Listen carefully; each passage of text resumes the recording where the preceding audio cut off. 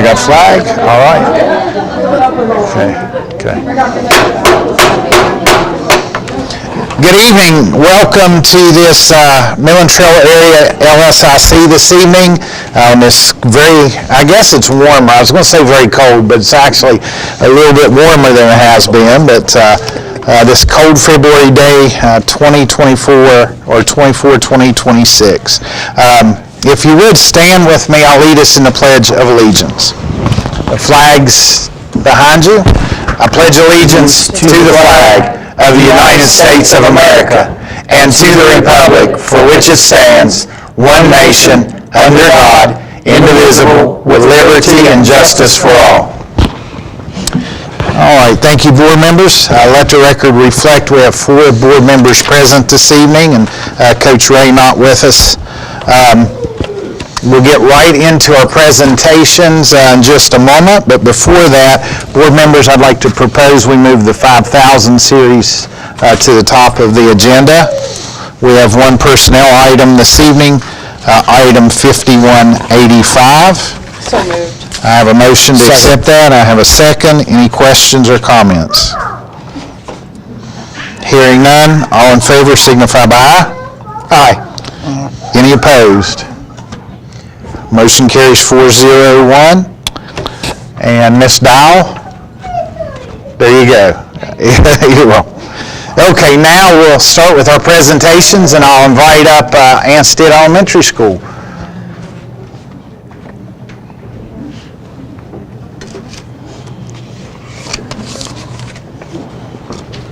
Good evening.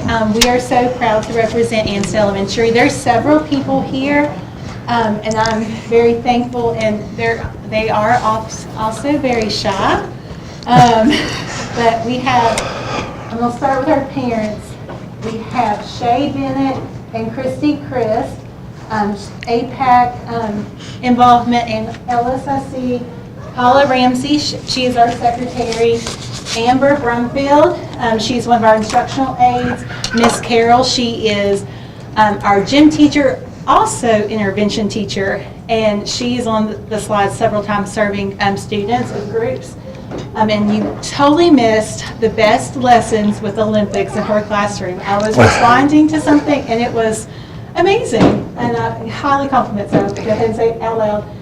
Miss Ham, our school counselor, she is shared with Ansted and Divide, and then Maddie Pebble, she is our 4th grade teacher and will be doing part of the data presentation. All right.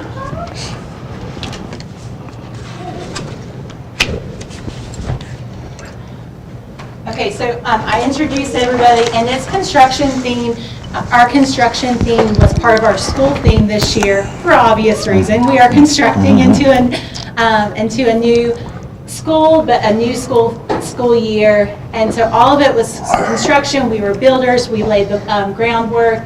We had to set the project, and so today's project addresses the 3 questions we were asked to talk about. But for us, as our project, we have to do the foundational and go back to our logic model. The logic model I talked about last year, and I was very uneasy with it last year. And we continue to grow, not only as a school, but as an administrator, I keep growing with the logic model. The logic model is developed from our strategic plan, and it definitely has the plans, the blueprint of our school year. So everything that we'll be mentioning in the next few slides is tied into our logic model. Now this one's a beautiful copy. Mine is ugly with all kinds of marks, text, because I use it to go back with. So if you'll do the next slide for me. Okay, so we always have to start at the very beginning. Every project, you have to start at the beginning. And right now, our beginning of the year data, it was data analysis. Overall in math, for beginning of the year, and this is iReady data, was 13% overall. In kindergarten, proficiency data was 16%, first grade 6%, second grade 13%, third grade 17%, fourth grade 12%, fifth 15%. And we know that in beginning of the year iReady, you are tested on standards that will be all year. So we obviously have a lot of growing room to do, and we have a strong foundation we need to build. And so the next part was, how are we going to do it? And Miss Pebble, she is our 4th grade teacher. She is going to talk about that project overview.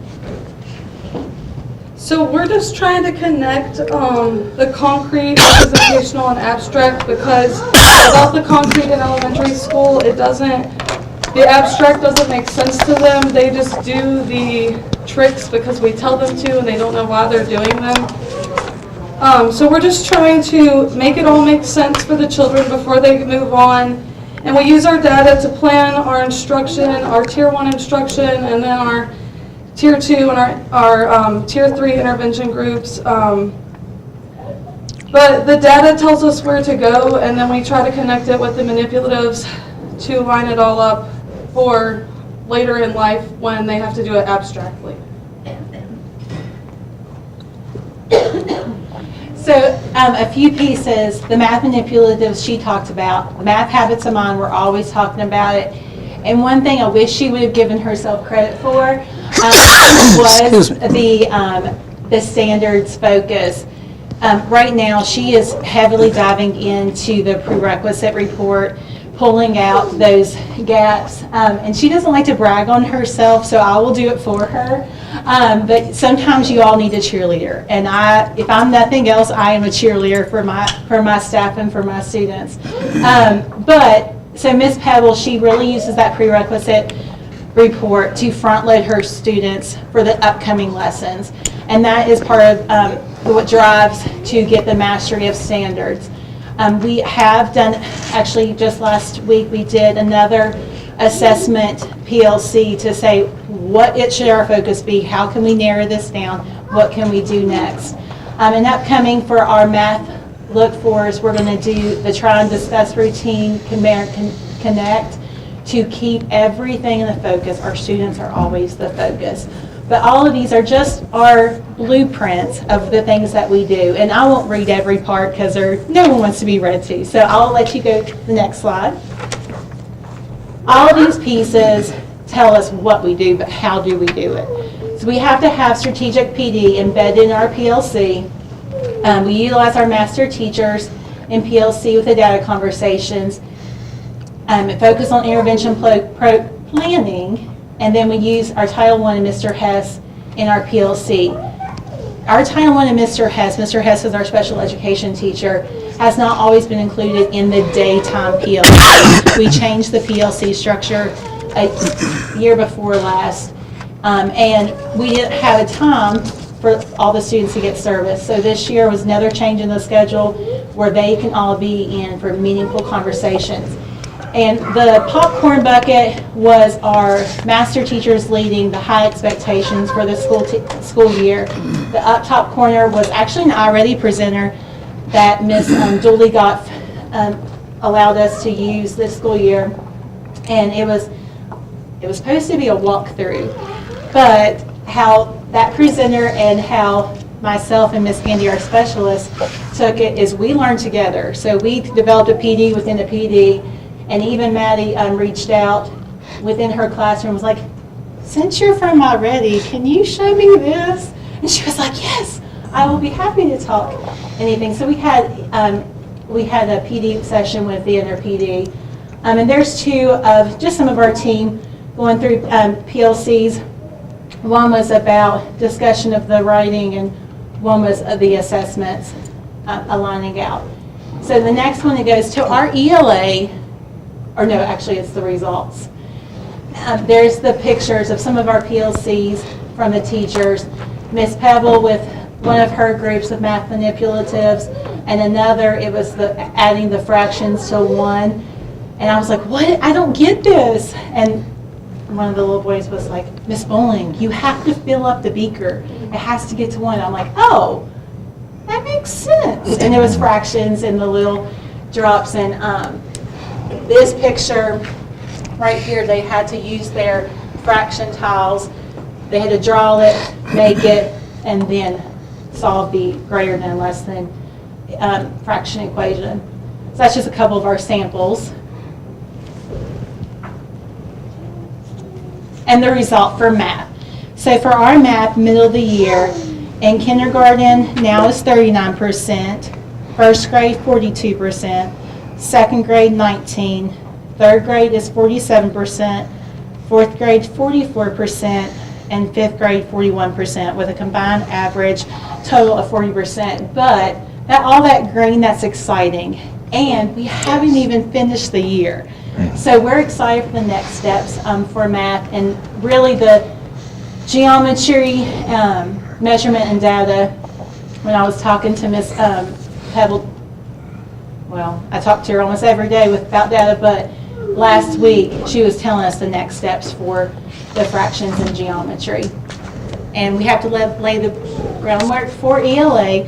So for our ELA, beginning of the year, overall was 26%, with kindergarten being 26%, first grade being 12%, second 13%, third grade 44%, fourth grade 23%, and fifth grade 30%. So once again, we have to figure out where to go, how we're going to get there, and the plans and the projects we need to do.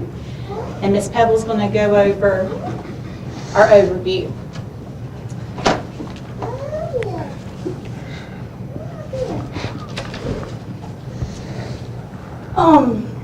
So I teach fourth grade, so I'm working with the SRSD writing framework right now, well, all year, of course. What we're doing is it's a self-regulated strategy development where we gradually release the students, you know, like I do, we do, you do. And we're focusing on teaching our students how to read the rubrics so that they know what is expected of them on the GSA for writing. The vocabulary on the rubrics it's very advanced, so for them to understand what the state is wanting them to write about is a huge piece. So we're trying to connect that all together and give them opportunities to write on demand, just like how they're going to have to do on the day of the GSA, because that's a big stressful deal, especially for, you know, a third to fifth grader. You know, they get the topic that day and they have to finish it. They can't stop until they finish it, basically, on the writing. But it's based on the science of writing, and it's just explicit, structured writing strategies with built-in self-regulation skills. Students actually have access to the rubric, which is called the scoring guide on the GSA, so we want them to rely on that to guide them to know if they're finished or not, because, you know, they always want their teacher to tell them, you know, am I finished? And it's like, you have to know yourself. I can't help you that day, so we have to prepare not to be raising our hands to ask because I can't help them on the GSA days. And we're trying to be consistent in our writing instruction and all use the same strategies, so when they get to third grade, it's not, you know, some huge thing to learn in fourth grade. They already know it, and we can just build on that, which is what we need to do for success on the writing portion. Where it talks about focused instruction on conventions, my particular group of students, I only had one child get a 2 on conventions last year in third grade, and I had maybe 3 1s and the rest were 0s. So we talked about, you know, I taught them about what conventions were, and then we learned the conventions. And just doing that, a lot of them scored a 2 already in the middle of the year assessment, which I'm so excited about because we have, you know, work to do in the other categories as well. But something as little as, like, they didn't know how to do a capital letter on the keyboard. So we need to, you know, integrate keyboarding lessons so that they know how to manipulate the keyboard to input what they want, because maybe they know it should have a capital letter, but maybe they didn't know how to make it a capital letter.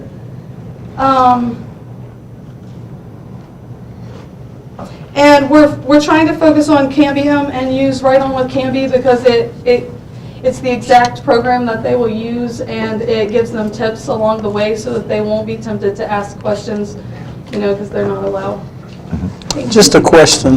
Not allowed. If I can. Today you can. Not allowed. No questions.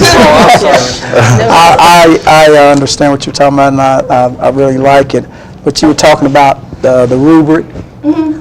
Do you ever have to model that for them? Oh, yeah. Okay. Yes. That was my question. So we have to model it a lot and then practice a lot. and then gradually release them to do it themselves. Okay. So, because I'm in her classroom quite frequently, one thing that I always notice when she is with her writing is her conversations with the rubric. Okay. And that's, that you was asking that, but she always challenges her kids to do more. Even at the end of the year last year, she had great writing, but she was like, what could you have done to get this next score? And beginning of the school year, she looked at their third grade, that's what she was referencing, her third grade scores, and she started it was the SRSD the simple sentence program. And she was like, they don't know how to make a good sentence. Why don't they know how to make a good sentence? And she was getting so frustrated, so she found something to make it better. That's all right. And kept conversations, and she actually did a PD with Mr. Hess, so all of our learners could keep exploring. But I don't want to not take away from Miss Amber and Miss Carol, because in the ELA and the math, they're also centers or groupings. And I'll say it with the ELA is in our K2, Miss Carol is assigned to our second grade class. And they do sight words, and then she does a small group. And Miss Carol came to the teacher and was like, can we add nylon to the sight words? And the teacher was like, I've never had an interventionist tell me to add something, tell me to do something. And she explained her reasoning that was the only word that this student got stuck on, but she wanted to improve the kid. She had the investment, and it was only... Yeah, go ahead. So one of the things I noticed as I was working with an intervention, and I had just started in this program, is that we were reading books by Beverly Cleary that I had read as a young person. And the issue wasn't that the student couldn't read or couldn't pronounce the word. The comprehension issue was because they were not making connections based on vocabulary or background content knowledge. And so one of the things that we read another book, and they kept referencing Alice in Wonderland, and they were talking about this kid in the book really liked to say, off with your head, and it was so funny, but the kids were like, that makes no sense. And it's because they didn't have the background knowledge of the previous story. And so coming into vocabulary, it was really important to start making those connections of background. And so now I choose reading selections. I know for my small groups is that we try to get things that they're already familiar with. And if they're not in conversation, then we talk about that before we go into the comprehension so that they kind of can understand and realize it's not what necessarily I'm teaching you, but you have to connect that to what you already know. And see, once again, this is one of a proud principal, because she stepped up and she knew everything. And that's what we want to develop. We want that everyone has ownership of their group. It's not just someone else's kids. So that was great, so thank you. And once again, how do we do it? Same couple of features. I mentioned Miss Pebble doing the SRSD sentence writing, because that showed how that structure of the sentence can improve a paragraph. That paragraph can improve the representation of the prompt. And I have already seen it in Mr. Hess's classroom for all the learners. And I think the next slide actually has two pictures of him implementing. That's a first grade picture just from going around the building. And that middle picture is Miss Carol and one of her groups. I think that's your kids, Miss Pebble, I think. That might have been when you were doing your Yes, that was on the state project. but active communication and participation. And our results for our ELA, in kindergarten, 47%, first grade, 63%, second grade, 50, third, 63, fourth, 44, fifth, 44, with an overall 26. But we're not done yet. We're going to keep growing, and everyone's invested to keep going. And I don't have the Cambium slide of the middle of the year benchmark, but we've seen growth, and even especially in our third grade with the writing, because of the K2's foundational skills of their writing. So we've seen a growth. So every year we're going to continue to see that growth. And I mentioned Mr. Hess. One of our targets is reduce the red, and that's with now is with Ms. Dooley, Mr. Gladwell, Ms. Hara, myself, and Angie Jones, and Ms. Gandy. But we're reducing the red, and our target is the special ed population, but our kids are excited, and they have the certificates of growth. Every Monday they eat with me if they've made growth in their iReady lessons, and then these are certificates of them earning their star for the Yellow Brick Road to go to the Emerald City. Each kid has a character on the Yellow Brick Road, and every yellow ribbon it is, they move in their Yellow Brick Road to the Emerald City. There's Emerald City's celebration. These are little mini certificates of the main award that happens once a month, but it's for attendance. If you're the courage, if you're the lion that shows, if you're the scarecrow, the Tin Man, or the home. And the home is the new one added after our first meeting with the Reduce the Red team for attendance to improve. We're still working on some strategies to reduce the red, but there's a couple. And then Ms. Ham, our wonderful counselor, is going to go over this slide. How are y'all doing? Good. So from the beginning of the year to now, we have had 893 students and 14 referrals, and that's for check-ins, one-on-ones, home visits, any maybe resources our kiddos would need, crisis responses as well. We've had 63 crisis responses, 5 risk assessments completed, 6 home visits, and 63 SEL lessons completed up to now. Our attendance rate is 95.7%, and our chronically absent 14 point something. yes. And then we have Haley Jamie. She's our renal medical therapist. Wonderful resource. I love this lady. So she sees 20 of our Anstead students. There's Katie right there. She's hiding over yes. She can't hide from us. So all of our students that we have referred this year have followed through with her for services. And at the beginning of the year, she contacted students she was seeing last year as well. And there were 3 that she was seeing last year that has progressed enough to not see her any longer.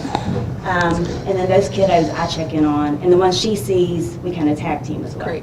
So, we have Faith Prevention Coalition doing the Too Good for Drugs and Catch My Breath as well. And then challenges, I am, as Ms. Bowling said, I am divided. So I'm 3 days at Anstead and 2 days at Divide, so that's a challenge, obviously. But I check on my kiddos when I'm at each school to make sure they're getting what they need. Students in foster care, we have 3 foster care children right now at Anstead that we have with us. And then I think one of those is kinship, just foster care wise. And then we have 3 or 4 that I know of with grandparents. And then we have had increase of severe disruptive behaviors in the classroom within the last couple of months. So we have put things in place for those students. So, do you have any questions about that? Oh, okay. So attendance, and then Ms. Bowen was talking about reduce the red. So those monthly awards that Mr. Hess gives out, the brain, the heart, the courage, they're the ones that get to have lunch with me that month. But that's our attendance incentives, and we have a lot of our staff has helped with those to increase the attendance and then developing the attendance incentives as well. I think the next one. All right, and then Miss Carol, is that? Oh, okay. So first of all, I'd like to thank the board for allowing me to be at Anstead and Divide. I also work over Divide as the PE teacher, so thank you for that. As we know that improving culture and climate at the school can be very difficult. A lot of people throw out a lot of different ideas. I think it's really important that you have the fun as well as the serious part of culture and climate when you're talking about collaboration. We always really like to gravitate towards what is fun, just because it's more pleasant, right, more pleasurable. But we do need the chance to take the serious aspect of that improvement as well. And I think that what I've seen at Anstead is that there's a really good healthy balance with that. I'm not real big on reading. I kind of paraphrased here as we went through the slide. The fun part we do, there are gift exchanges that staff are more than welcome to participate in if they would like to. We do several times throughout the year share meals. The last one that we just did was the Super Bowl. And so there was like fresh soup every day of the week, which was delicious. I did not make any because I'm not very good at that, but it brought people together. Like people would sit in the PLC room and they would have lunch together, which created collaboration and conversation, which was really good.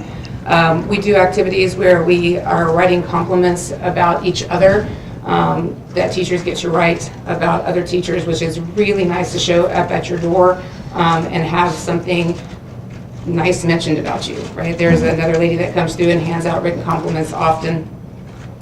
We do get sweet treats delivered to us from the parents and community, from the APAC, which is always a special treat to walk into the office and have a little treat there or find something in your boxes. On the more serious side of things, Mrs. Bowling and Ms. Gandy send out a weekly newsletter to kind of keep us all together on what the plan is and what improvements need to be made. On Thursdays, we receive an email that are called Thursday Thoughts, and there are two parts to this. They want to know what positive is going on in the school, and they also want to know what the negative is. Where is the need for growth? How is it that they can help us as we navigate the next week and the continuing parts of the semester? I think that this creates a really good balance for, if your class has done something positive and you get that feedback and that recognition, that makes us as teachers and educators want to do more for the school and for the principal and for the students. As well as the administration recognizing that there are areas that we need help with or that we might be frustrated with, and as they help us navigate those avenues to be the best educators we can be. And then obviously there are various surveys that we take as well throughout the year to make sure that we're on the same page, and it's just another way to get what we need. And I just think that this, climate and culture, it just sets the stage not only for employment as staff members, but it also creates a really good environment for the student learning, right? Because if we're on the same page and we're all in good spirits, then we definitely can see a growth in our student learning. Excellent. So what we do for the students first, thank you, Mr. Warble, for the hot dogs, because here's Charlie and Ella chowing down on the first hot dog, and everyone was excited. I don't know what you're talking about. Oh, I do not know either. But no, the hot dogs, that was a great addition. But, the climate and culture, I put two pictures of one of our attendance incentives. Miss Carol has helped with that. Miss Amber, Shay was there, but all of our learners got to participate if they earned the attendance incentive. Mr. Mikey by the fireplace, he reached his goal for his class goal, and he was principal for the day. So he got to follow me around with clipboard for observations, and when he does, when the principal of the day does observations, it's to highlight the teacher. So do they smile when I walked in? Were they how well they're dressed? 10 out of 10, or they get a score. And it's very funny to see the ratings of the different teachers. I'm always like, yeah, I agree. But then Dixie's Drive-In is always one of our sponsors. This one is for the Student of the Month, and we did hats off to Student of the Month this time. And every month they have whoever sponsors us is posted on the whatever the back part is called. So the hats are turned on the back, and it says Dixie's Diner. On the top, I didn't realize that Liam has his special blueberry muffins. I did not realize that until Christmas. So my cooks only buy a certain blueberry muffin just for him. That's his favorite. Our Halloween walk, that's just an amazing tradition that we've done at Anstead. And we actually got to go into the nursing home this year for the first time since COVID. And it just brought back so many memories of joy from the first years. And then we had to change trick-or-treating for some of our learners, and so some staff participated. And I think that was a huge shift. Just, you change it based on your students, on their needs, and it's just wonderful. I get all smiley. I just like to show off our kids. And the next picture, this is community and parents, and I'll let Miss Christie talk, but I'll highlight That these looks somebody I pictures. know right there. Of course, our holiday walk. We have Yes, that some of was the their visit to the grandparents, nursing home that our day. staff grandparents, and then you can see Mr. Christ and Mr. Gray up there from our Grams. Was it All right. Grams with Grams. And of course, Miss Shea helped me decorate for the event. Miss Ham did an amazing, you're the piece of the puzzle, I guess PD with our grand families, and they all worked a puzzle together and got Grams in there. Our We Care ladies, several members have passed away this school year, but they still came this first of the year to set it up, and there's just something about those ladies that is just special, and I have to work to figure out how we're going to keep that going. But there's Miss Jen from Grand Robbie. She's another student of the month. And then after our walk from the nursing home, the Dixies, driving everyone getting that ice cream. We have so many supporters for our Christmas with our kids, with Arch Cole, Brothers, Maggie's Pub, Brothers of the Wheel, and Miss Ham did an excellent job organizing all that, delivering to each family, each household.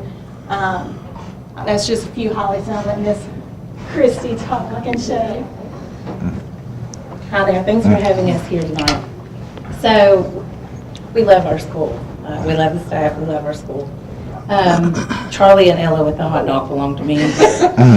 So, but with regards to Miss Bowling asked us to speak about how parents can be involved through multiple opportunities at the school. I'm APAC president, she's APAC treasurer.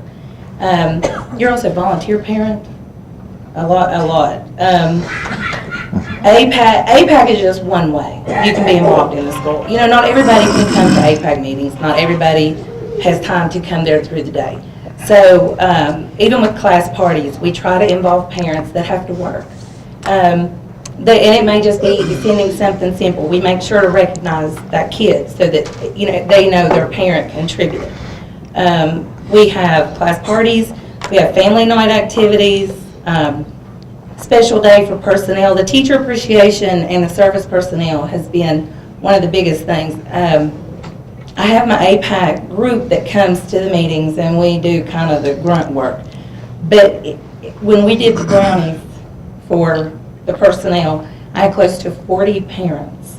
We're a school of 160, and I had over 40 dozen brownies come flying through the door. So when they talk about sweet treats, they had any kind of brownie you could even think of. We just mixed them all up. It was great. Didn't bring us none. You know, but that way you can contribute if you're, you know, dropping your kid off and heading to a 10-hour work day. You know, you're still part of it. And we always let the teachers know who was in there. The Teacher Appreciation Day is something that we come in, we kind of go, we have teams, and we have kind of gotten where we have Sam's pepperoni rolls, Heather's fruit cookies. It's personal, yeah. And the teachers are like, oh, is Danielle making those bento beans? You know, and cornbread. But it's personal. They also come in and deliver. Well, the teachers are all in and out all day long. So even when they talk about the staff that mingles in that room, that's an opportunity for parents to mingle. And not interrupt school. You know, we're isolated to this area, and you're not in a, how's my kid doing? Is Susie behaving today? You know, and you're in a, let cornbread have my grandma's. You understand it? It's a great, and we've really gotten to know each other a lot. It does good. We also have some special theme days as well as lunch. You can come and eat lunch with your kid. And then on the special theme days, we have like pre-K, kindergarten. We have International Day coming up, and somehow I'm doing Italy and she's Mexico, and we'll have some items to expose them to other cultures. And then last but not least, one of the things that we've done the last 2 years is in regards to end-of-year testing. So, you know, parents are like, you know, we're not there when they take the test. We can't help them do those things. But we can be positive. We can make sure that they come to school. We can make sure they have a great attitude and understand how important it is. And, you know, I have a little boy who is like, I cannot do wrong. I have to get all these correct. And then I have a little girl that's like, as soon as I get done, I'm going to be staring at the wall. So, you know, and I have to be like, you know, Ella, you have to show them how good Miss Dempsey was. You know, you have to take, you cannot, you have to show how what a good teacher Miss Dempsey is. So now she'll do it for Miss Dempsey, you know. But that's the parent involvement. This year we got to step it up a notch. There was like maybe 12 of us that we dressed up like Mario Brothers. We put balloons all over the school. But we put positive sayings on every door that Felicia Beavers made up. But it all had a game plan for Mario and how you were going to tackle that test. And we showed up that morning when they got off the bus and when they got off the cars. And we were like, you can do it. This is a great day. You've got this.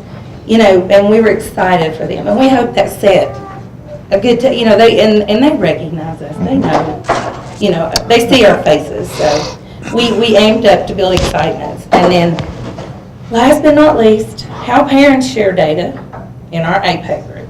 So one of the things, being involved with LSIC as well as parental group, and I'm an engineer. I can't help it. Okay, I am data driven. That's just how it is. So in our APEC group, tonight, standing here with all their alphabet soup of ELA and all these things that they're talking, I'm not a teacher. I'm an engineer, but I'm not a teacher or an educator. And I picked up on almost everything they said. It didn't sound foreign to me tonight. The last meeting, I was like, wow. But not tonight. And a lot of that's because coming here and our APEC meetings. We started very elementary. Marshall brought in and said, this is how we evaluate scores. This is what I see. This is what I'm looking at. And then this last year, or this last time when we had our first meeting, she's like, all right, group, this is where we're at right now. And this is where we're going. And we plugged right in. Now, take that the next step. We have other parents. They know we go over this stuff. Again, their work. They have 3 kids in 12 sports. They can't make it. Facebook message. Christy, what does this mean? You know, Shay, what is intervention? Yeah. You know what I'm saying? These things you think, and I know Shay is easily accessible to me. So we've kind of been able to take things from Ms. Bowling and these teachers and bring to other parents. And the bottom line is we're sharing information. So, and we also looked at how we compare in the county. We looked at how we compare in the state and how we are nationally with standardized testing. I mean, where is my kid? You know, there's a lot of things going on right now with public schools and hopes and all these things. And as a parent, the one thing you can do is educate yourself. Know where your kids are going. And I know where my kids are. I got my GSA scores last week, and I'm like, but I'm learning. I want to know, and then I can help other parents. That's, you know, so in the end, we've all been helping each other, and it's formed a good group of us as parents. So we're very thankful for Ms. Bowling and the staff, and we're excited about the new school, and we're honored to be here tonight too to brag on it. Amen. So, Great job. Thanks. Great job. Great job. That was great. Yeah, I think definitely our parents and community always needs a round of applause. The events that she was talking about, there's 2 of them were highlighted with the Thanksgiving meal, and we took it a step further. Every year we do some type of a learning with it, but we did books over Broadway, so every class had to do a problem and create their balloon to trial. Turned into be every teacher PBL because it didn't work as we thought it was, and the balloons were too heavy. But we had all kinds of balloons that we knew we couldn't take to the new school, so we designed them, and every kid got to pick a bag full of books from the library. So they all went home with a bag of books. We have community partners that donate money to us, and then our Christmas program. And if you can just see it filled, and we even had to change the date to not be during Ancestors Parade because we had so many last year. We just couldn't fit them. So we kind of had to change it to make it. And because I'm not going to get picked on by Mr. Pettit or Miss Hedgecock, I'm not going to do the video. But on the next slide, you can scan the QR code. And I don't have your little gift, but you each have an ornament with the years of Ansett Elementary for the schools, because you were a part of our history. Every staff member got one for Christmas this year, and so you guys will have one. Mr. Lee, you'll have one, but it's just a little remembrance. So if you want to snap that, or if you want to scan it, and that can be a video. It's a video kind of telling about little things, but that was the opening of the school year. And we shared that at the beginning of the year, but I will not keep talking because I like to talk and brag about our school. Thank you. Thank you, Marcelle. Good job. Yep, thank you. I finally got it to hit.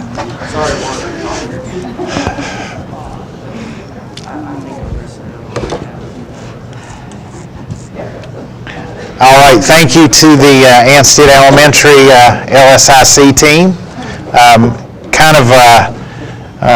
So it's sad as both Divide and Ansett Elementary, this will be your last independent LSIC, but we'll start a new tradition with them next year. So with that, Ms. Hedgecock, I'll invite you and the Divide team up. Man, those are some incredible games. Yeah. And both They are. ELA and math. Wow.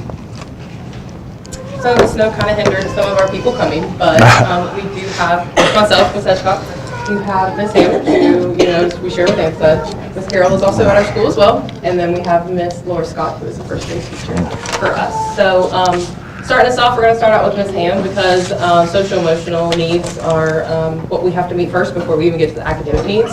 So I'm going to let her go through some of the data that we have at Divide to meet our kids' social emotional needs. Hi again. So we've had 815 student support team referrals at Divide this year. We also have Penny Janey again. She's seen 13 of our students currently. We do respond to crises. I don't have that number. It's usually, we have probably a handful of kiddos, I would say 4 to 5 that we respond to, but much better. I feel like behavior-wise, calming down, those types of things. Our attendance was 24% chronic absent in August, now it's 16%. Social emotional learning, 50 SEL lessons have been completed. Tier 3 behaviors. Oh, the ones I pulled, oh yes. So my tier 3, I check in, so I'm there Mondays and Thursdays, so there's kids I check on every day I'm there, or as needed. Too Good for Drugs with Fayette Prevention Coalition is also there, and the Catch My Breath. Teacher support, so that's something, I check in on my teachers at both my schools, make sure they're okay, if they need anything. I do give them little treats at holidays, like candy and stuff in their boxes, just to make sure they're okay. Completed 7 home visits, and positive results in discipline data. There has been that correlation with the kids that have been seen for discipline. Ms. Hedgecock is really good about referring for counseling services. And a lot of times, and this is at both schools, I should have mentioned it, Ansett, because at both schools, either the day I'm there, I will talk with the kiddo, with the principal, or the next time I'm there, I'll call always, or she'll even call me from it, and vice versa. So that's definitely helped a lot, having those check-ins, that support. All right, so now we'll jump into our academic data. So what you're looking at is kindergarten through 2nd grades ELA middle of the year data. So you will notice that kindergarten, we had 56% that were 2 grade levels or above and 33% that were on grade level. We had no kiddos that were in red in kindergarten. 2 kiddos were yellow, and actually one of those students only needs 9 points to get the green. So that's ELA data. 1st grade, we have 14% that are 2 grade levels or above, and then 21% that are on grade level. And we have 5 students that you'll see in the yellow that have less than 20 points to move. So we definitely have 5 kiddos that we can move into the green indicator as well by the time end of the year comes. 2nd grade, we have 6% that are 2 grade levels or above, and 24% that are on grade level. And again, we have 5 students that have less than 20 points to get to green. So we're kind of targeting our bubble kids. And you'll notice too in 1st grade we didn't have any red kids as well. So we're just trying to tackle those kiddos that meet that yellow, they're almost there, and bump them into green. So that was ELA. Next is math. So in kindergarten, we have 61% that are 2 grade levels or above and 28% that are on grade level, no red again. We have 1 student that's 4 points from getting to green. And then for first grade, we have 10% that are 2 grade levels, 24% that's on grade level, and we need 2 students that have less than 20 points to bump in to that green. And then second grade, 6% that are 2 grade levels or above, 18% that are on grade level, and we need 6 kiddos to bump in to that green and they're 20 points or less. So our K2 data is looking pretty good. We have a little bit more red that we're tackling in second grade versus our ELA, so for math. For 3rd through 5th grade, I pulled the CIA, which is the middle of the year Campion test that mimics the GSA. So 3rd through 5th grade also took already, but this is the one that we focus on second semester because it does mimic the GSA, and that's what we're held accountable for, of course. So for 3rd grade ELA, 18% was proficient at middle of the year. To meet our 5% growth, we need to be at 38% proficient. So that means we need 20% more kids, which is 5 more students. And those 5 more students have less than 15 points they need to move. So we definitely feel like we're going to meet that 5% growth, if not exceed it. In 4th grade for ELA, you've got 23% that were proficient. We need to be at 50%, so that's 27% we need to move, and that's 10 students that we have. And they had 20 points, around that 20-point range. So that's like a couple questions that they missed. So it's doable as well. I feel like we'll meet that 5% growth, if not exceed it as well. And in 5th grade, we have 29% that are proficient. We need to be at 40% to meet our 5% growth, which is 11%, which is 5 more students. So that's ELA. Moving into math, you have 10% that were proficient at middle of the year, 3rd grade. We need 50%, so it's 40%, which is 9 students to move. 4th grade was 14% proficient at middle of the year. We need 45%, that's 31%, which is 11 students to move. And then 5th grade, we're at 24%. We need to be at 25. We only need 1 student to move to meet that 5% growth. So I feel like we're pretty confident on meeting that 5% growth with our kiddos. Our teachers were really good, all teachers in K through 5, to have those data talks with the students.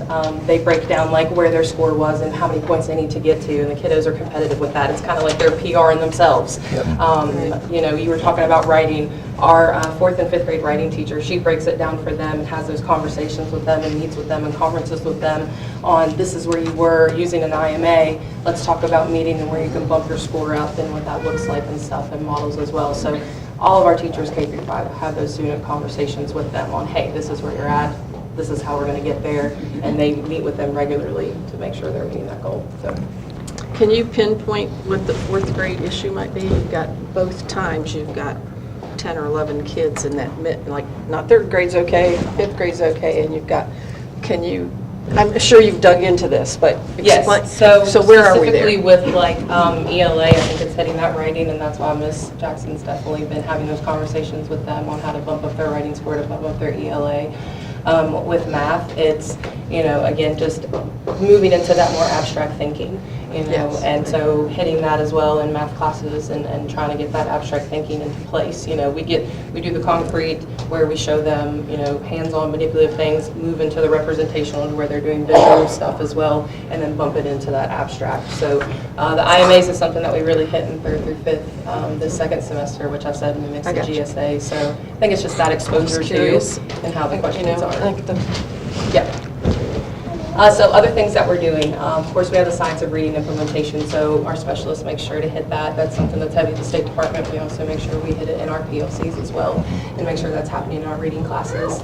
Our intervention plans, we have like whole group intervention plans, but we also have individualized student intervention plans. And those are our ones that tackle like our bubble kids and also our red kids to try to see specifically what they need, not just a whole group picture. Progress monitoring. So for progress monitoring, we use QPS, which is a quick phonics screener in K2, to really make sure we've got those foundational phonics skills in place. We also use iReady to determine where their gaps are as well. We have 95% group. Those are those explicit phonics lessons that we use based off of the QPS. We also do comprehension checks that are with math and standards mastery in K2. So that's our progress monitoring pieces that we use to see that the students are progressing through things. On top of formative assessments that teachers just do daily, which, teachers are great with that. And 3 through 5, we're really focusing and honing in on the IMAs and using that as our progress monitoring piece to be sure that they are meeting their goals. Student data folders, I kind of spoke on that just a little bit ago. Each kiddo have their little student data folders and they have their points and know where they need to get to. We also have centers during MTSS. MTSS is that intervention time, and those centers are also skill deficits, so it's things that the kids need to work on. Last year we added, last year based off of our math scores, we added an additional math small group time in the daily schedule. I found another 30-minute block to be able to do that with. So not only do they get 60 minutes of small group time on top of a 60-minute tier 1 time. So we, based off of our data, knew that we needed to get that in because our math scores were lower. And so that seems to be paying off. We also have our school-wide writing framework, in which the teachers at PLCs will come and bring writing samples. They'll have conversations to make sure that we're not reinventing the wheel every time they go to a new grade level. We're looking at those standards and seeing how kindergarten starts and what can we build on for first grade, what can we build on for second grade, and understanding that.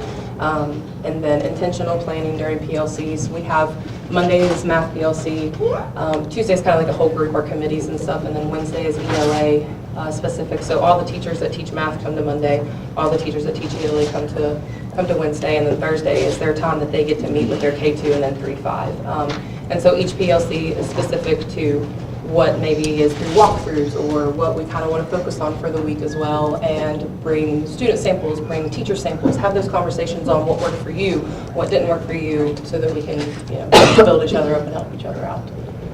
All right. So we also have math, reading, and math ninjas.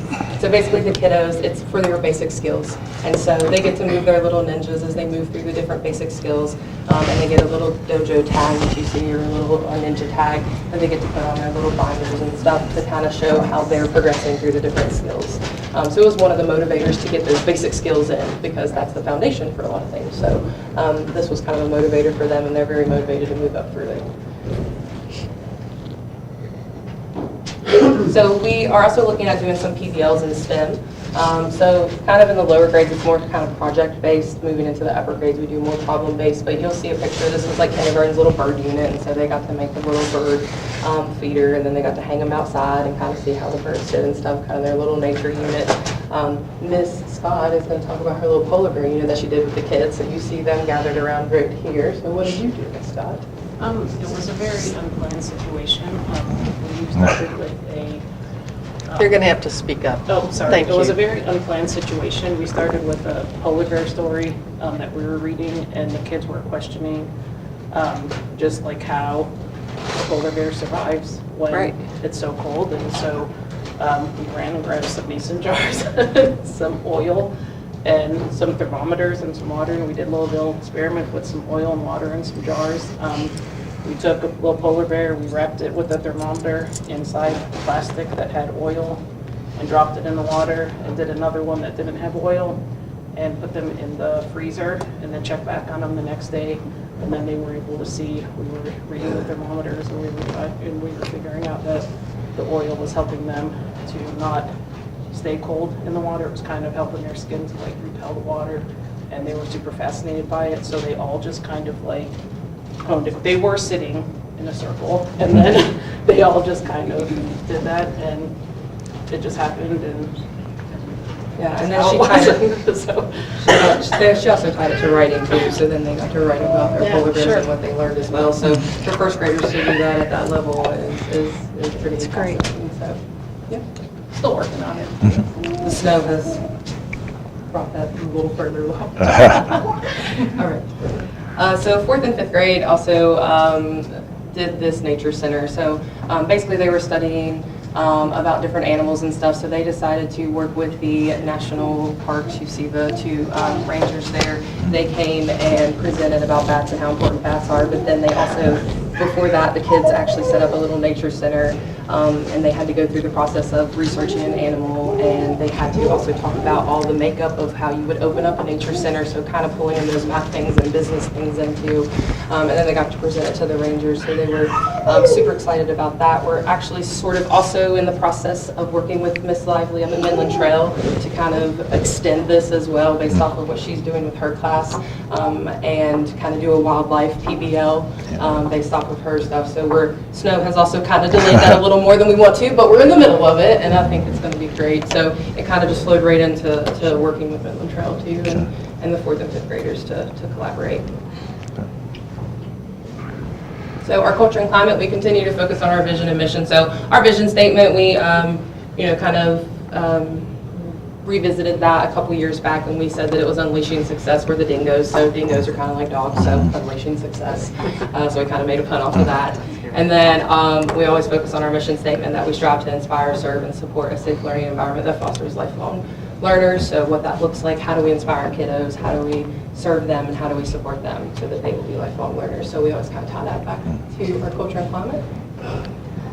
We have luncheon leads at Divide. We usually do one in the fall and we do one in the spring. And so basically kids, the parents come and eat with their kids, and then after that they go to the classrooms and the students get to lead and they get to show them through their classroom and walk them through what they've been learning and what they're doing. So that's what you see here. We also have what we call Dingo All-Stars, so you'll see a little man up here. So basically what all a dingo entails, and so it's kind of like your student of the month, but we do it as All-Stars. This year we kind of renamed it. We also have class and school attendance incentives. So you'll see a class picture that Ms. Pomeroy's class won for the month on their class attendance, and then down here was a school incentive that we did, and yes, that is me, K-pop demon winners. We also had a reading night and also a Families with Heart night. So you'll see here the reading night, we actually worked through a s'mores, and they got to, kind of work through teaching their kiddos how to read at home. And then the Valentine's Day Jitters was a part of our Families with Hearts. So again, kind of taught parents how to do read-alouds with their kids and things like that. So Save the Children is an after-school program that we have. And so you'll see pictures here. This was a picture in which they got a little certificate for their Pizza Hut because they did their reading. We also have Miss Trish, who also worked with the kiddos, and they did a little activity around the book there. This little dude had 100% attendance for the month of October, so I'm trying to hit that attendance even after school. Here they're doing a little paint and sip. They had a little incentive, the kiddos who met their goal to move up in their testing. Miss Blackburn's our art teacher, and she did a little paint and sip with them, and they loved that. So we also did a sock drive. They also did Christmas cards and ornaments to the Anstead Center. Save the Children also bought a lot of toys for the kids, and so they were able to use those toys as incentives for IRD testing. They got really nice toys, My Little Pony, big like Transformers, all the things. And not only did our after-school kids get that, but our students at the back did too. And so their success stories, there were some students here, so we had students 1 through 6. We showed how many points they went up on their testing, so you'll see big jumps based off of what they're doing in after school. So just having that after school program is really important, and we have good attendance rate, and the kiddos enjoy it. So make it fun, but make it also learning. So, yeah. And that is all. Should be. Good job. Okay. Any questions for us? Good job. No questions, Meg. We always see a lot of parent involvement, community involvement, and it seems like over the years that STEM pieces and projects has always been there. So, yeah, good stuff. Thank you. Thank you. Okay. All right, last but not least, Mr. Pettit. I invite you up for Midland Trail. So they wanted you all to get out of here on time, so they limited me to just introductions. So, we have a very organized and well operating LSIC following state code. Sue Wood is our president of our LSIC, and she's going to come up and speak now. So. Okay.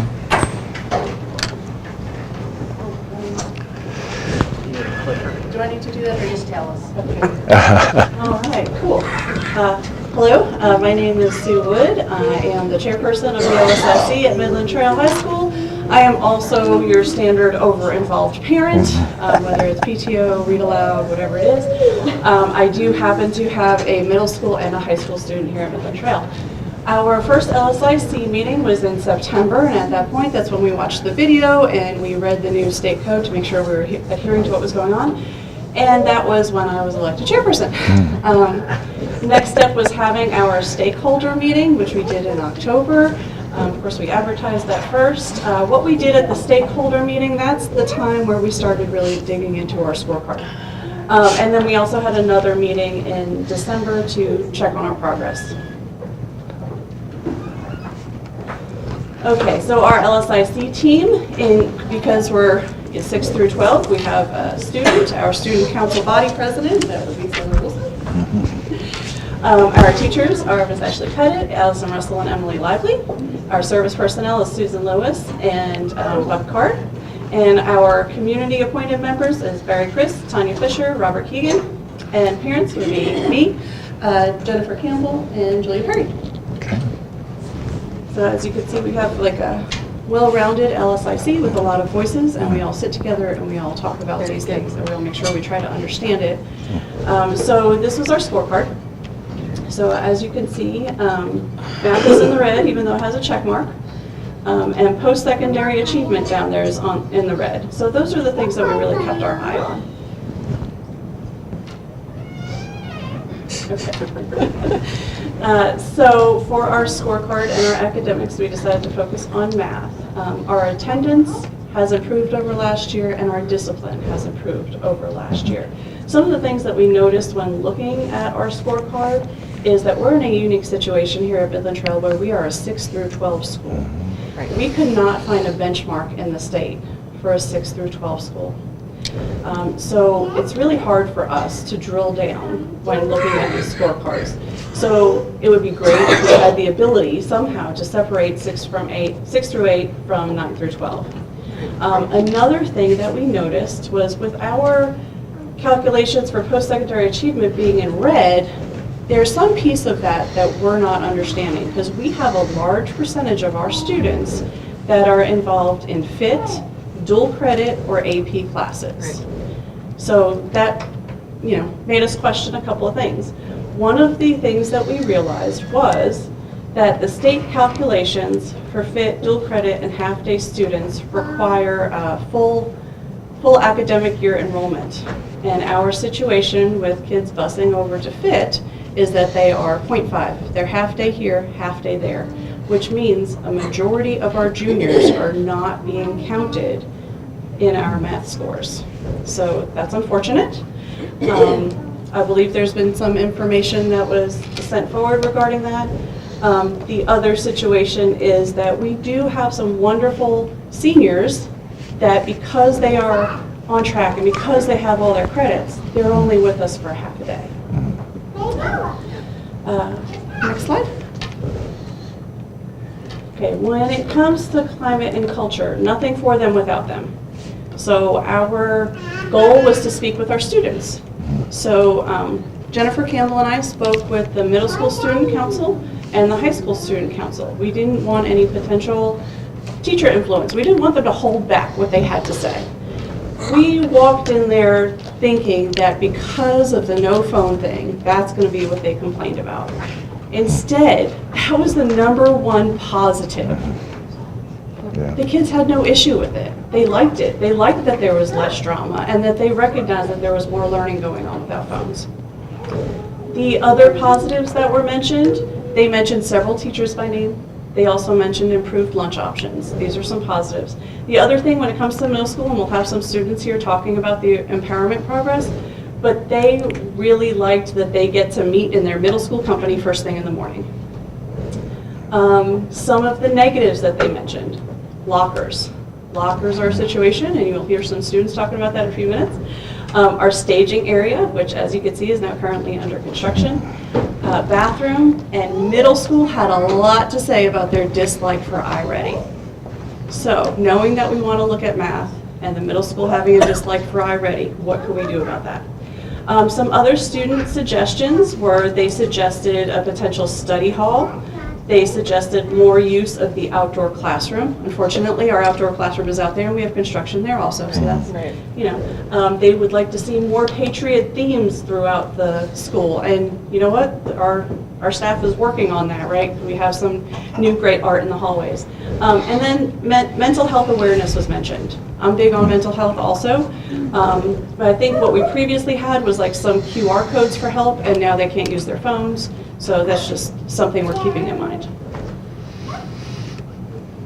Okay, so our steps. We have this information from our students. We have this information from our scorecard. What do we decide to do? So because we are a 6 through 12, the schools in the county that got iReady training was elementary. not our 6 through 8 teachers. Another thing that we have recognized is that our students in middle school that are doing additional iReady lessons, it's generally happening in intervention classes. So that's an issue, right? Because it's even less likely that our intervention teachers have gotten iReady training in order to really fully use that to its best potential. Some ways that we've supported our students with iReady, we've provided earbuds to them so that they could be a little bit more focused. One of the main complaints from our middle school students was the feeling like it was kind of inconsistent. There were situations where some students were doing bad on iReady so that their lessons were easier. So a rubric was created to try to keep an eye on that, try to weed that out, I believe, looking for students that may have been getting less than a B on that kind of thing, and just making sure that they're doing that properly. Another thing that's happening is some test prep and test taking support is happening during interventions for middle schoolers to help prepare them for taking the GSA. Another thing that we have talked about that we'd like to put into action for next year is trying to reduce the number of seniors that have half days by offering a type of leadership empowerment class. It could be a way for them to work on additional things to improve Midland Trail. It could also be an opportunity for them to mentor some of our younger students in the building. And then finally, we plan to reach out more to the State Board of Education about the scorecard. I believe some information has already been sent because that's an ongoing issue. I have great faith in the math teachers here at Midland Trail. I know that they're pushing their kids, they're pushing my kids. So it would be really nice to see that ironed out. Okay, so here at Midland Trail, we do something called the Empowerment Project with our middle schoolers. And so this is just an example of an intake pipeline dashboard where the community was able to send in suggestions for potential projects for them to work on. One of them that has happened recently was regarding the public water and the septic. There was a meeting here. But there's a couple of students that are going to come up and talk about Midland Trail High School's 50th birthday or anniversary. So, you guys ready? You want me to introduce y'all, or you want to say your names?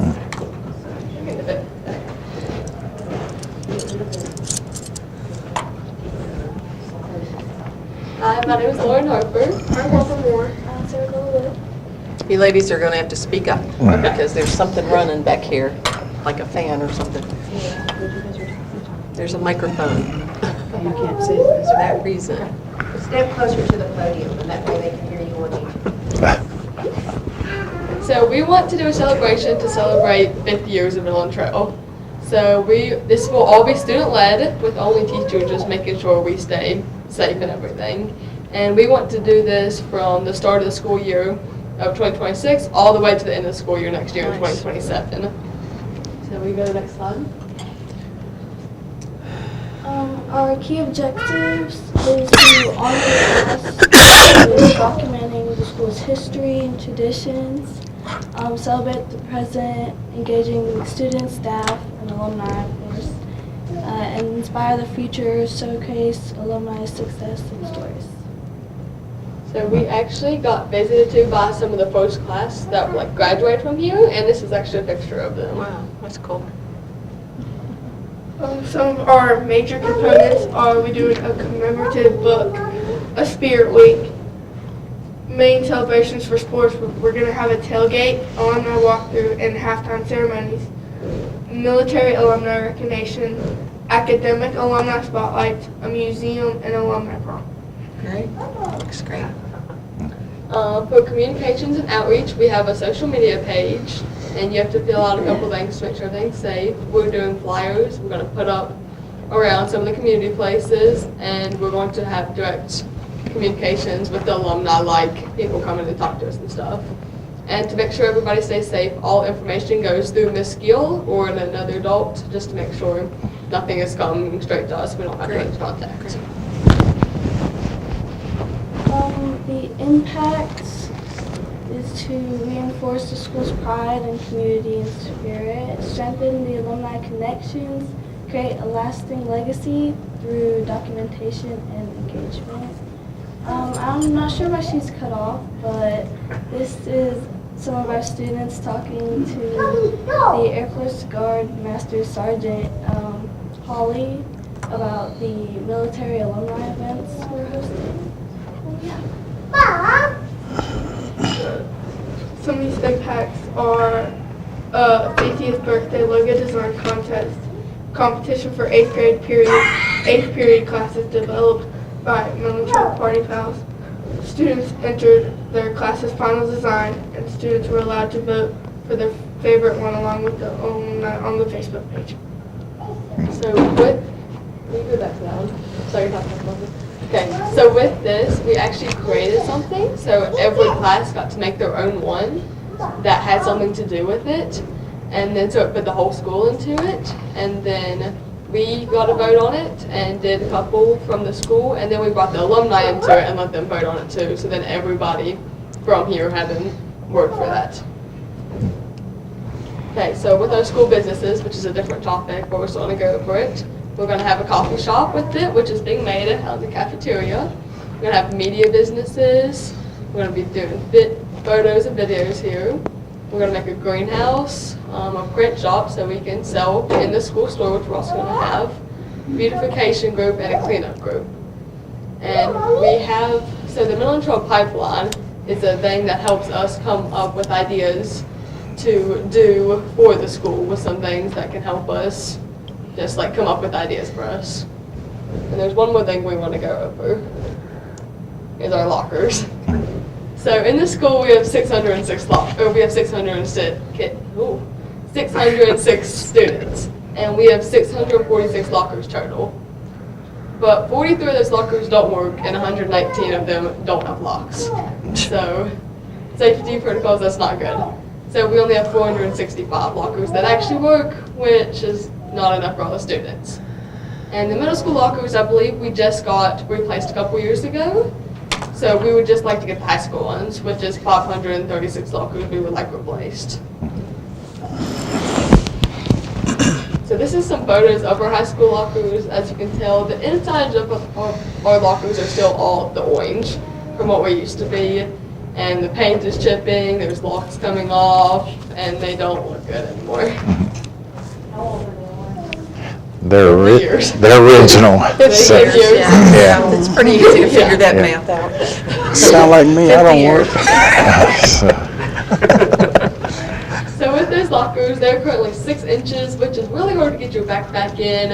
Or if you bring tennis shoes for gym, nothing fits in there. Or if you play sports after, they don't fit. And we would like to make them 12 inches wide. And we like how tall they are because if you do top and bottom lockers, they're really hard to get into with all the students. And we like to keep them 11 inches deep. So if we did all the high school lockers, we think we can get them all done for around $80,000. And we think that'd be a really good idea we'd like to do. That should be all. It's funny because I was talking to your dad and Mr. Gladwell. Then I mentioned the lockers, and I had no idea you guys, because I noticed that too. And everybody walks the hallways. Yeah. So everybody sees it. So I get They it. don't look good anymore. And we'd like to get them in like a red and blue thing, so it's like fast and forward, so you can just see our school colors. You're not picky, just red or blue? Okay. Any questions? Very good, ladies. Yeah. Thank So you. What grade are you 3 in? 8th grade. So that's pretty impressive to have 8th graders talk to a bunch of Sure people they is. really don't know that well. So were we able to land on a logo? Yeah. Was the logo selected? Can you go back to the first page? Did they pick the 8th grade logo? Is that what you're going to tell us next? It was on the first. It's on the first page. Yeah. That logo that's nice. is for every event we'll be doing. It'll be on there. If we make T-shirts, it'll be on there. Any presentation should be on there. Anything we do, it'll be our logo. The class that graduates in 26 needs to have a rope. Yep. Oh, what? The rope, the Oh, graduation rope. And this logo was actually made by some 8th graders in our class too. That's that great. ended up winning it. So. Come on Very home. nice. expensive print. Thank you. Thank you, guys. Thank you.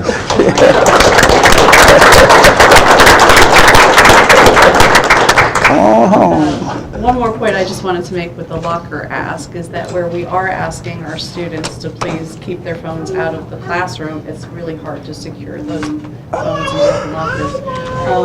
Up next, I'd like to introduce Taylor Wilson. She's the student body class president.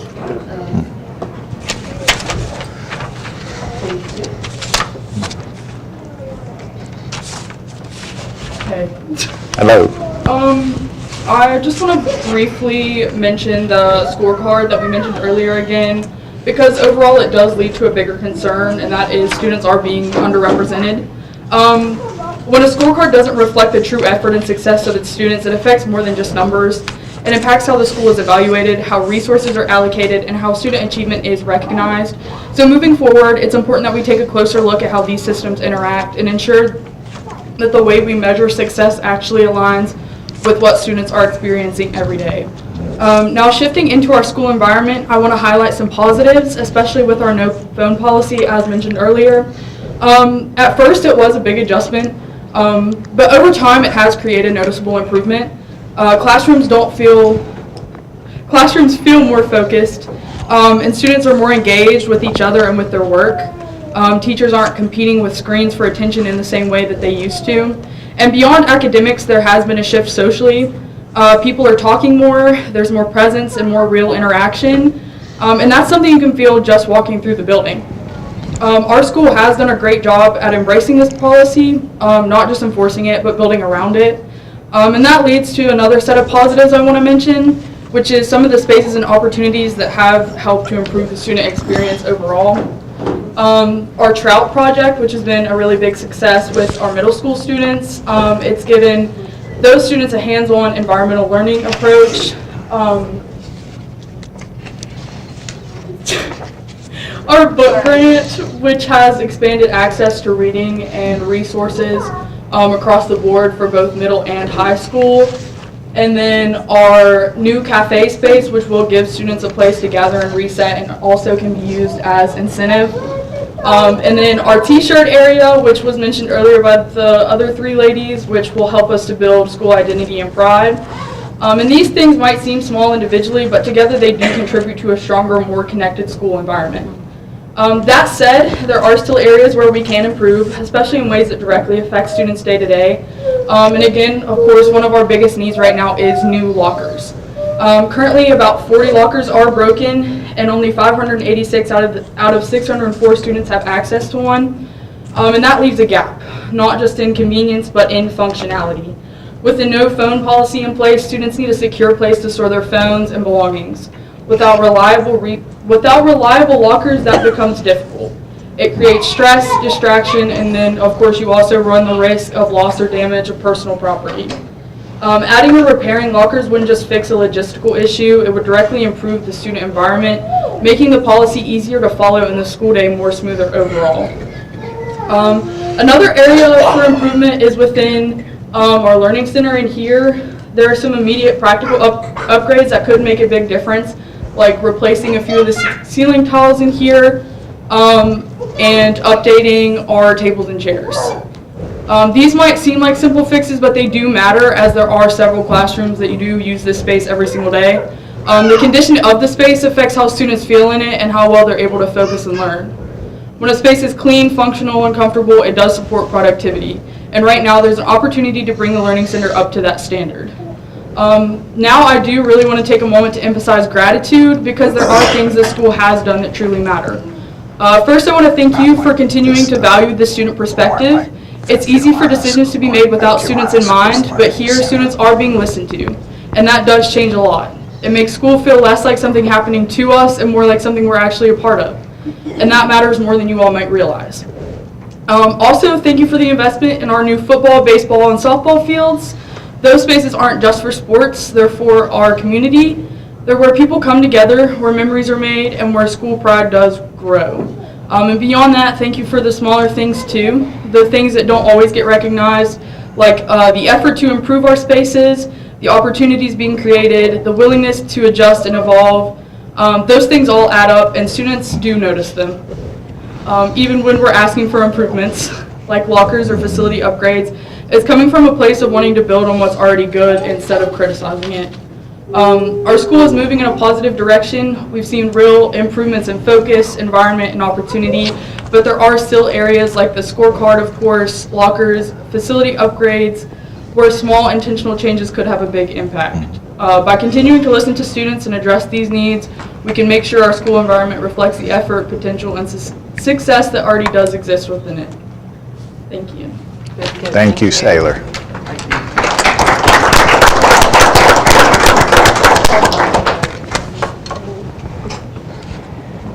That's Sailor. She's wonderful. She also has how much money in scholarships, Sailor? I don't know. I haven't been keeping An astronomical amount. She has been offered over 4 full ride scholarships. Wow. Congratulations. Wow. Definitely proud of Midland Trail. Yes. I'd like to introduce Jennifer Campbell, our PTO president, and she's going to talk about just a couple of other things that are happening at Midland Trail. Sue put me last, and I don't know if I could, following that, how do you even make sense of that? Sailor is amazing. It has been an absolute honor to watch her through these last few years and just see the example that she sets for other students. She is someone who's just exemplary, and we are very proud that she's a Patriot, and we are proud and honored to be able to watch her go and flourish. I'm going to miss her a ton, but she is a shining example of what the students here at Midland Trail have to offer. As PTO president, I just want you to know I did write this down so that I could keep focused and keep this to time, so I'm really going to try. But we are doing so many great things here, and like Ms. Bowling said, I love to be that cheerleader for our school. And whether that's students or teachers or parents or administrators, I feel like my job as a parent and as a community member is to just shout it from the rooftops how great Midland Trail is. So I'm a proud Patriot, and I want other people to recognize and realize the successes that we have here for our school. I do want to take a few minutes tonight to talk about something that I believe really shows what can happen when parents, teachers, and the administration communicate well and work together with a shared goal in mind. Over the past year, our PTO has worked hard to pursue funding opportunities that directly benefits our students and our staff. I am proud to say that we as PTO successfully wrote, applied for, and were awarded a $5,000 grant from the Dollar General Literacy Foundation. That funding was designated for new library books, library upgrades, and to support our PTO-sponsored book club, and that you heard about last year. In addition to that grant, we also partnered with Miss Lively, who's over there, on the Trout in the Classroom program. She applied for and secured a $2,500 grant from the West Virginia Rivers Coalition, and the PTO has been honored to serve as the financial manager for those funds. That partnership is a great example of how we can support teachers who are bringing that innovation, hands-on learning, and more opportunity into the classroom. Through these two grants combined, we were able to help bring in $7,500 in direct support for our school this year. That is a real investment in literacy, science, and student engagement. However, the impact on student learning and growth that comes from these efforts cannot be measured by a dollar figure. The true value is reflected in the student's ability to see learning in a new way, and that's what we want, both with confidence and expanding curiosity. And boy, let me tell you, they have that. When you see those kids as excited as they are about everything that's happening in Miss Lively's classroom, kids don't want to miss days because they want to check on their fish. And they have named every one. So they know, and they want to find out what their fish is doing. And some are more interesting than others, and some are eating others. So it's fun to watch. Nature. Yes, exactly, nature in action. The Dollar General grant in particular has allowed us to begin rethinking the role of our library space. For years, the old library has been a source of frustration. Again, as you heard me say last year, it's underutilized, outdated, and simply not serving our students the way it should be. And when something's not helping students, we have a responsibility to ask how we can do it better. Through ongoing conversations between the PTO and the school administration, an idea began to brew. That idea grew into what is now going to be the coffee shop in the cafeteria. We are proud to have played a small part in helping spark the discussion and support that vision. What makes this even more exciting is that the updated library will now be housed in that same revitalized area. Instead of a forgotten space with broken shelves, Our students will have a welcoming, functional, engaging space that encourages reading, collaboration, and connection. And I really do want to thank you all for your support and your investment in that beautifully crafted space. Your willingness to believe in the vision made it possible. And we are also incredibly grateful to the skilled workers whose craftsmanship transformed that dilapidated stage into a stunning corner cafe. Their care, their talent, and attention to detail are evident in every element of that design.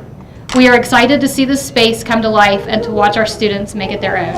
And I even got a personal call today to ask about the library shelves. So everyone is committed to that, and we just thank you from the bottom of our hearts for allowing us to have it. Moving forward, our hope is to continue building partnerships with our teachers and our staff. We want the PTO to be an additional resource, to be extra hands, to be extra help in whatever they need. If there are classroom needs, program ideas, or grant opportunities that align with our mission and our capability, we want to be part of that conversation. None of these successes happen by chance. They happen because it was intentional, because we asked to be a part of it, and because they had a willingness to think differently. When we work together with purpose, we create opportunity that truly supports our students, and we want to ensure every student has the support and the resources that they need to thrive. While we remain committed to strengthening the overall culture of reading, we continue to find ways to encourage student success, support teachers in implementing meaningful programs, and to highlight the positive work happening every day at Midland Trail. Because if we can do that and keep kids excited and keep parents engaged in the conversation, then Midland Trail will truly be successful. Thank you. Thanks. Very nice. I think that concludes our presentation. Is there any questions? Couple comments. I think it's really important that we address the issue around the enrollment for the completers. Ms. Dooley, I know you've taken that to the Office of Accountability. I sent to them student numbers with historic data over the past 3 years as to how many kids have had dual credits in their junior and senior year, how many kids are currently enrolled in CTE, and how many potential completers they have. Yeah. We're waiting on them to tell us the accountability numbers on that, which they told us they would give us that if we gave them the data. It was about a month ago, and we have not received any information. Yeah, so we really want to push on that because that is important. Yeah, it's huge. And, not only do we want to see accurate reflection of our performance and what we do, but I would think a State Board of Education would want to take credit for that work as well. So. And we're probably not the only ones. Right, yeah. So that's important if you guys would continue to follow up on that. Also, your lockers. Anybody who's graduated, and I'm one of those, had those lockers, right? I had one of those 40 years ago. Right, Miss Mooney? Yes, so we were graduates. We're coming up on our 40th year class reunion, right? So yeah, we know those lockers well. We do need to do something to fix those. And also, Ms. Campbell, the work on the coffee shop and library, I'm really glad we're getting the library part done, right? We've talked a lot about that. And that's an original 1976 graduate that's leading that work, and Mike Walker. So that's great to have that connection. Is that Uncle Mike? Yeah, that's what Jamie calls him. Yeah. Is that who it is? Yeah, Yeah, he's really it is. So glad to see these things. And Mr. Pettit, that pipeline's just amazing. I really like that. So. We talked to a genius this summer who gave us So. She's not here. She did all the work, but we ran with it. All right. So with that, board members, any other No, I'm comments? just, if you drive through this area, you don't visually see the community, and I think a lot of people miss, and over the years have missed, the strength of the community in this area because it's not visually obvious as you're driving through this area. But everything that we learn when we come here is just always exemplary, especially the unification of the community with the parents and the students. And some of the things you said tonight, I've not heard in any other LSICs. I really appreciate the innovations that you bring to our educational system. Thank you. I'd have to say that Mr. Pettit is a very blessed principal. I think I'm the newest board member, obviously, here, and I've only been doing this coming up on 2 years, but this is my first LSIC meeting that the actual parents and students did the entire presentation. So I think that speaks volumes for the community engagement that's going on, the parent engagement, student engagement, so that's huge. I shared the same concern for the lockers. I also had one of those lockers. I was back beside Miss Chuka's class, chemistry. I don't know if that was by design. I think my dad probably set that one up to keep an eye on me, so who knows about that. Sailor, four full rides, congratulations, that's huge. You absolutely are a shining star and a great example of students coming up, seeing you as an example, and appreciate your commitment to excellence with that. And then the other thing I just wanted I thought that the leadership empowerment class was a great touch. That's not something that I've seen before, and a perfect way to to help with the half days there. So that's a wonderful idea. So I don't know how much you're paying them, Mr. Pettit. I don't know how much you're paying them, but I'll take credit for it. He's been writing checks all evening. Yep. I want to go back to the parents of Anstead. I'm going to say Anstead. The idea that parents teach parents what our alphabet soup is. That's such a critical measure, because so many parents or grandparents or foster parents or caregivers may not have the kind of independence and confidence we've seen tonight in these kids to get up and ask somebody in official position, what do I need to do to help my kids? What do I need to do? How do I explain that? And to have that collaboration element there where those folks are as educated about what they need to know and share that, and that's a continuum of information to the parent. That's one of the strongest things I've heard at any of the LSICs. If I could comment real quick I agree, and I think parent involvement is so important, and I would just love to see an increased message of we want parents in the schools, because I think there's that residual from COVID where you have all these maybe new parents during COVID time. They now have fifth graders, right? Yep, that's right. And they don't know what the world was like before, when you were welcome to come into the school. You're welcome to come read. You're welcome to have lunch with your kids. Because when parents care about their education, the kids care about their education. Right. Absolutely. And they don't just get called here when they're in trouble with the principal. Absolutely. I think the building of this new building back here, that's going to improve your parent involvement too, to a great extent. And I gotta say, Miss Bowling, so happy staff, happy students, that was that one stuck with me, and you can see through your achievement results, you have significant results from beginning of the year to the middle of the year. So, what you guys have going on is great stuff, so thank you for that as well. Mr. Warble, any comments? What are you going to major in? That's what I want to know. Because we always talk about kids graduating, but then we don't hear, and you don't have to have a decision right now, but what are you wanting to do maybe? So right now, my plan is to do pre-law with a focus in political science. There goes Sam. Possibly Grab her. But that could change. I've applied to 17 colleges so far. Wow. So I'm still awaiting a lot of decisions, but also like That's I too said, many. that change over time. So right now, while That's too many. Okay.